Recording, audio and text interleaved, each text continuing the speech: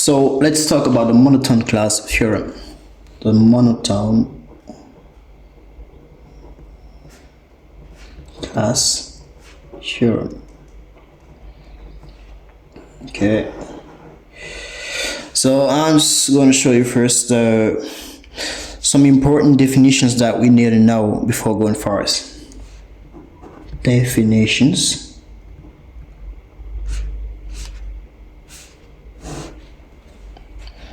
So let omega be a set and C be a class of subsets of omega. What we're going to need now is going to define what is a pi class. A pi class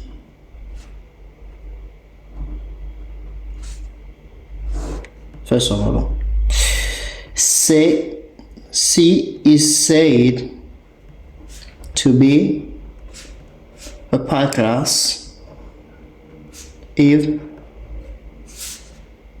for every A and B belonging to C, the intersection also belongs to C.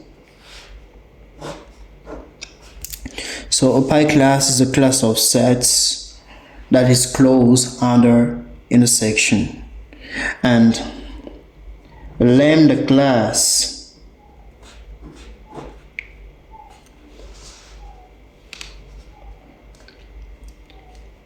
C is said to be a lambda class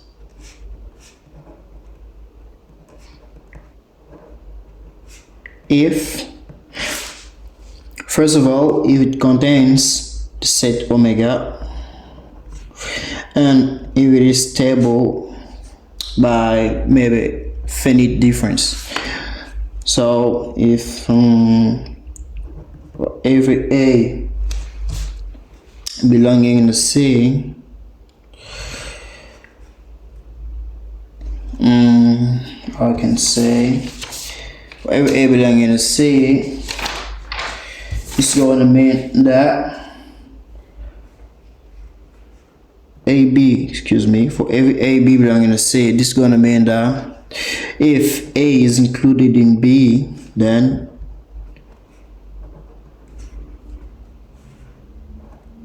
this belongs to C. Okay? And the third condition is that if AN, so AN is maybe a family of sets belonging to C, included in C, such that AN increases to A, then A belongs to C. So this is a lambda class. This is important. Maybe I have before fast. So we want to see an important remark.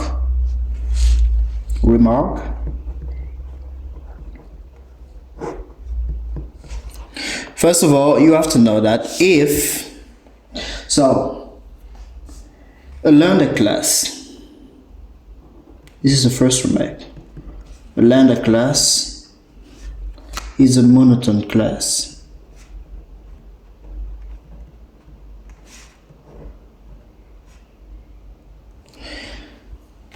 So what is a monotone class? I don't define a monotone class yet. A monotone class, so we say that, so say C is said to be a monotone class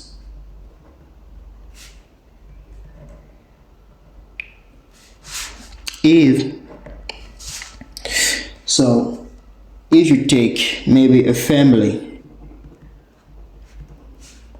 of sets AN such that AN is increasing to A, or maybe AN is decreasing to A, this implies that A belongs to C. So this is what we call by a monotone class. So given that a lambda class got an increasing sequence of an that belongs to A, that belongs to C, this means that a lambda class is a monotone class. Okay, so let's keep up our remark. The second remark is that if C is both a pi class and a lambda class,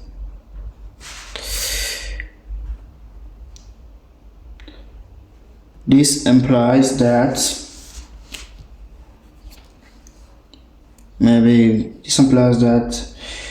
C is a sigma algebra. I hope that you already know what is a sigma algebra.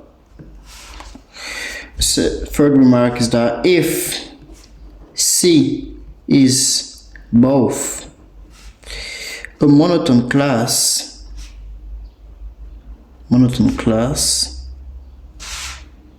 if C is both a monotone class and a field or an algebra if you want,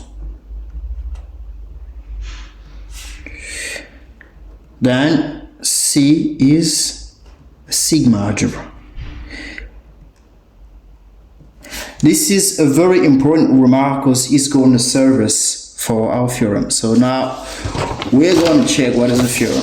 So this is the first theorem that we're going to learn is monotone class theorem in terms of set. So this is our first monotone class theorem. So let's begin with our theorem. Let C and F be classes of subsets of omega such that C is included in F. This is an important remark that you have to be able to keep in mind.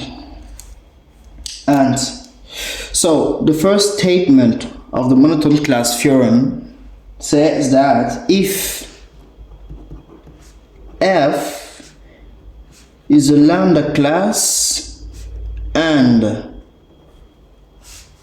C a pi class, then the sigma algebra generated by C is included in F. The second statement says that if F is a monotone class and C a field, we have the same result.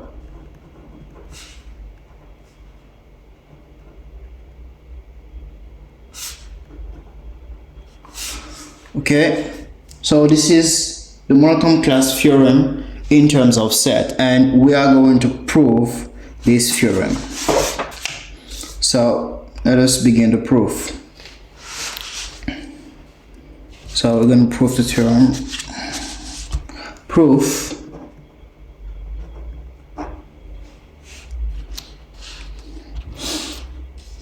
okay, what are we going to do first? So we need to prove the first part. What do we need to do? We need to show that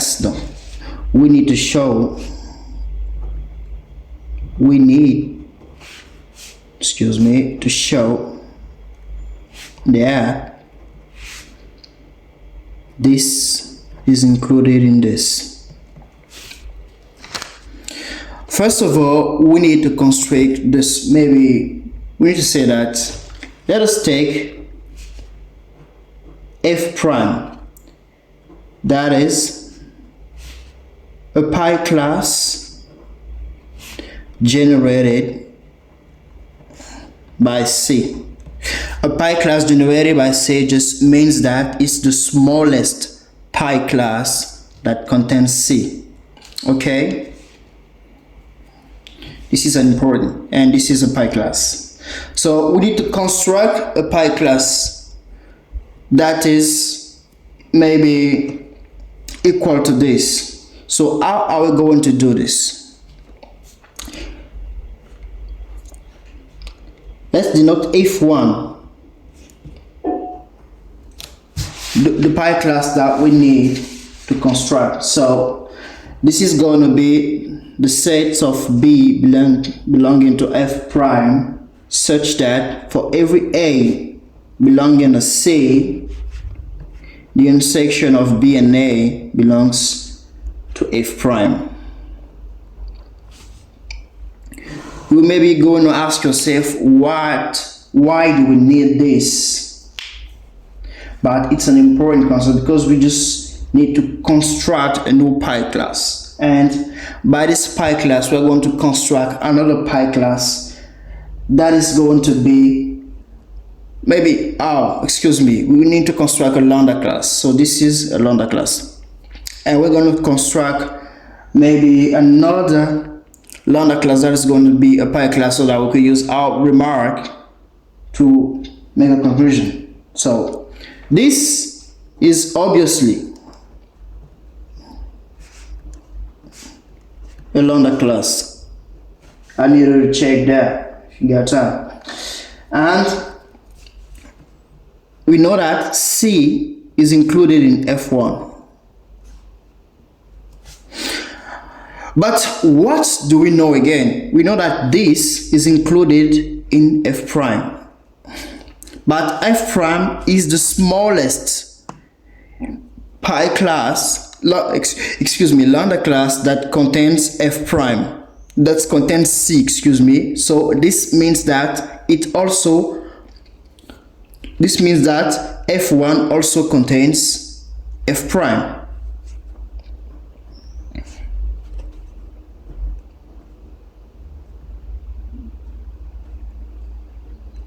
F prime is contained in F1 because this is smallest lambda class that contains C.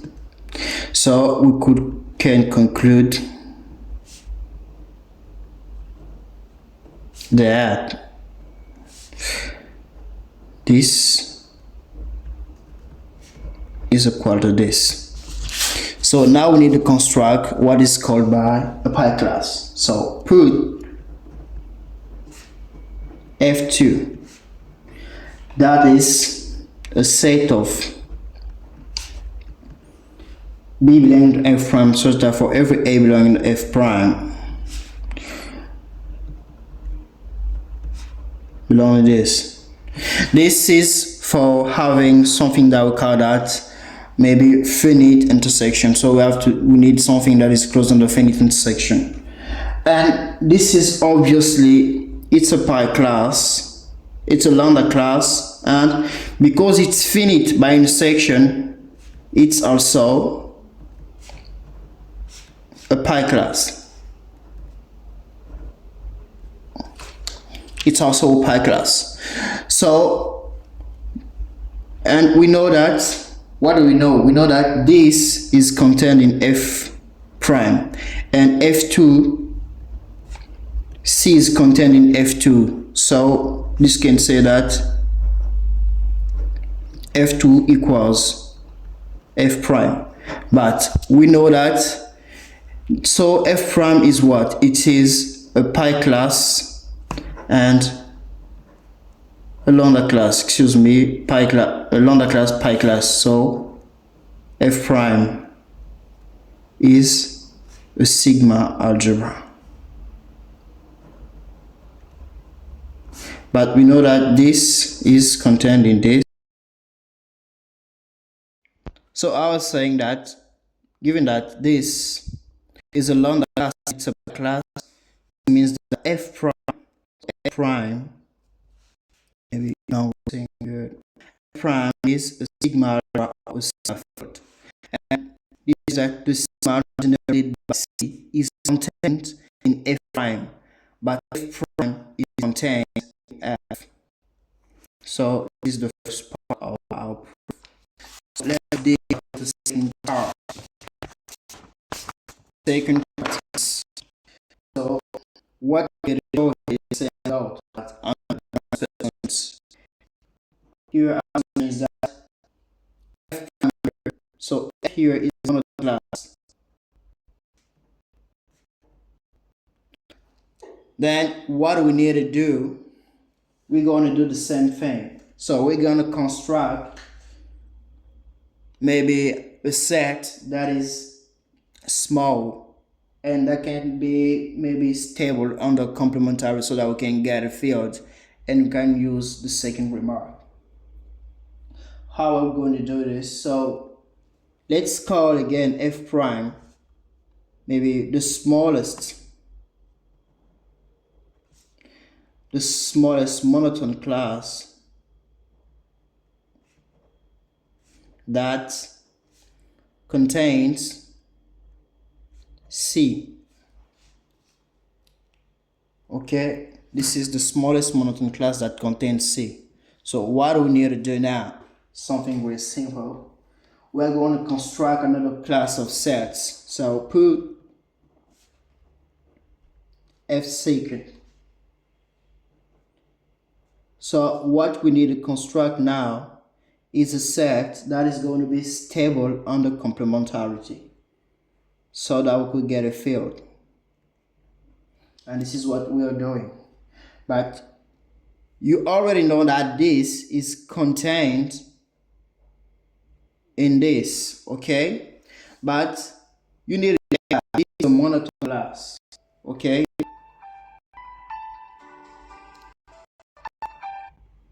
This is a monotone class. But given that it's a monotone class, and we know that C is included in this class of sets.